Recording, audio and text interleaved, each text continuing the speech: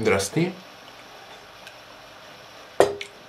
Днес мина първия ден на експеримента ми. Беше също така малко ден на адаптация. Не можах напълно да вляза в филма. Даже имаше моменти, на които напълно не можах да играя посредствения човек, който трябваше. Но да, мисля, че днес горе-долу успях да се адаптирам. Утре ще се постарая на 100% да вляза в схемата. Майка ми, като ми видя в Фейсбука, ме нарече простак. Вика, си простак и се отказвам от теб. Аз ще го каза, но беше много изненадана като цяло. Понеже Фейсбука си съм преминал на максимум посредствен вариант.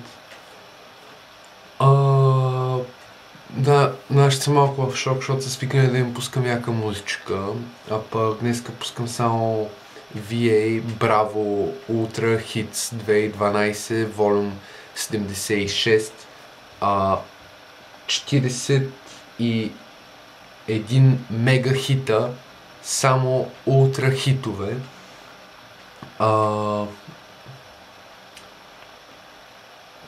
Качих си ги на телефона, изтрих всичката друга музика. Слушам само ултра хитове цял ден. Малко ми е сложно и ще ми повдига някакво въпроса. Първия беше, защо полява да имам Nickelback на телефона?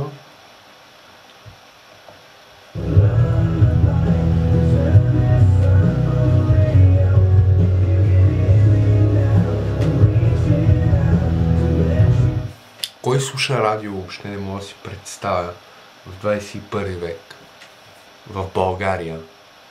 Защо ще слушаш радио? Това е отвратително, ако не си на 78 години или на 40 години. Малко съм изморен, защото е 12 часа и 15 минути, т.е. вече е ден втори.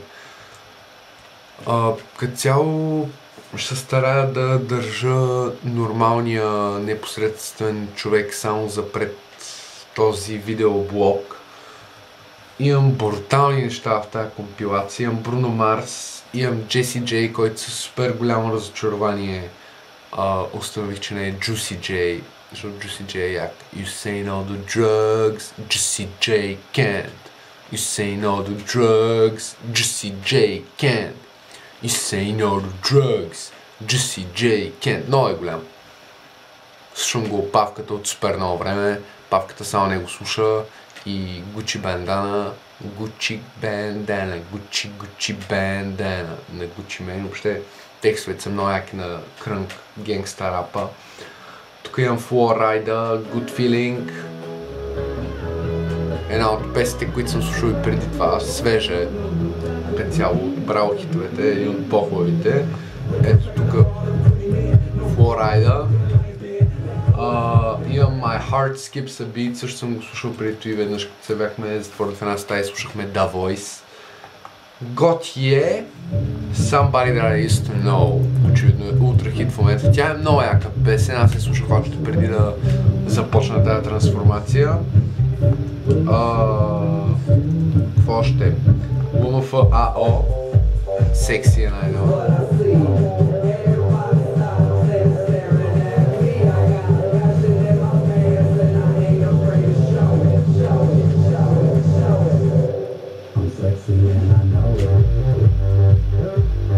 Тя има як бит като цяло.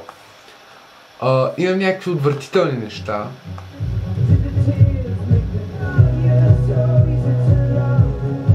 Той не е чак толкова отвратително, но имам Amy Winehouse, която мразя. Ужасна е нейната музика. Lana Del Rey, дето е много тегава. Имам Pink, дето не съм слушал от 4-ти клас. Имам Coldplay, които Paradise. Тя като цяла е яка като за песен на Coldplay, въпреки че всяка тяхна песен прилича на всяка друга тяхна песен. Тежа яка е за песен на Coldplay. Всичките са еднакви. Имам Феде, както наричат американците, Феде Легран. Фед Люгран, според мен. Все пак съм четвърта езикова с френски. So much love to give. Много обичам тази песен. Много обичам си я пускам. На всякакви ситуации. На партита, вкъщи, по улицата. Тя като цяло беше на телефона и преди да е на Браво, ултра, мега хит.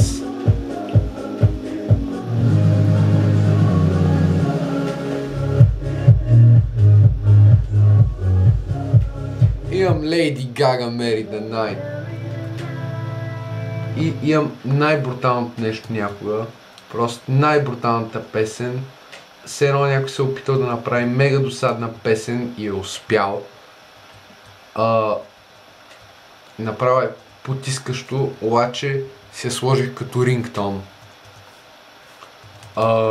Аре, къде си? Къде си?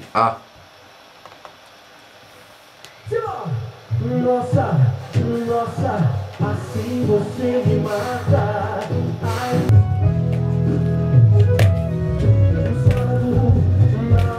Ста. Не мога да го правя това. Нямаме футболна тениска. Като цяло днеска бях с мега хаис шапката. Мисля да си я нося като цяло. Гледах да изляза без някакви отличителни неща. Казаха ми, Ян, днес не приличаш на хипстър, защото бях с... Махнах си жълтото яке, принципно с едно ярко жълто яке. Махнах си го. Имам едни дънки, които си махнах. Сложих си нормални, широки дънки. Пък сложих си, махнах си кецките, дори с някакви нормални кафеви обувки. Кафево яке. Ходих с униформата на даскалото и хаис шапка. Бях максимум нормалният човек. Поне в това успях. На даскало се държах като нормален човек и накрая вече в някои ситуации не успях. Ще се постарая вече повече за бъдеще. Това ще са и трудни 30 дена като цяло. Защото тези ултра браво хитове са отвратителни. Има някакви неща на немски.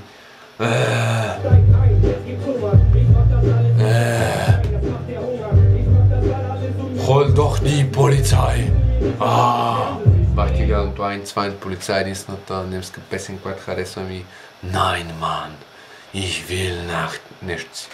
Ich will noch umse tanzen. Nein, Mann. Вече гледам, че съм направил 7 минути видео. И така. Утре ще се старая да съм по-пунктуален. Днеска в салон ми се направи някакъв човек и трябваше интелектуално да го затапя, не можех да го оставя да бъде незатапен от мен. Затова и го затапих. И излях от ролята на хаис и на нормален човек като цяло.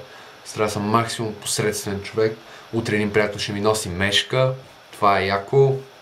За Манчестър Юнайтед съм днеска.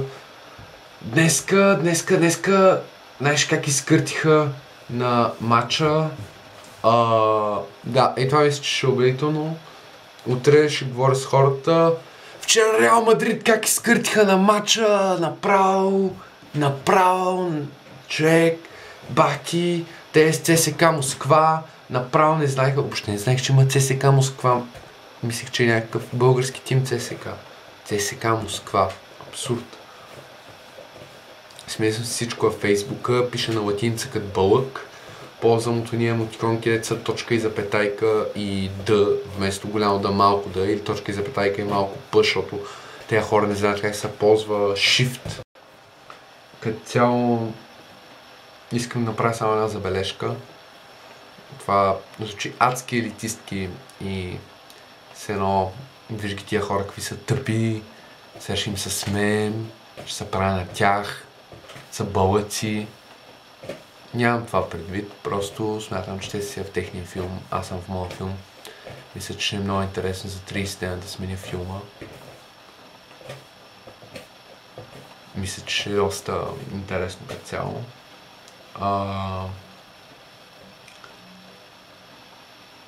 Така е Реал Мадрид. Изкъртихте вчера. Много яко.